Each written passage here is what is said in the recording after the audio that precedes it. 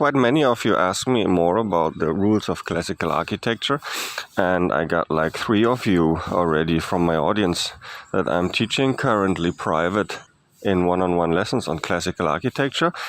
And all the time I got more emails from you guys asking me further about that, because classical architecture is not taught in normal universities, right? And it's difficult to self-teach it to you.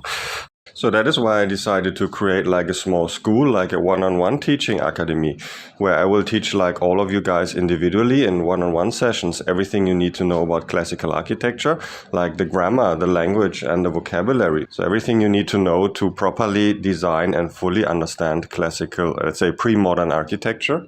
And I will teach both the original classical architecture as it was done like in 18th and 19th century, before the modern architecture basically, and as well my own approach, which is a combination, which I laid out here on my channel, between classical architecture and modern architecture.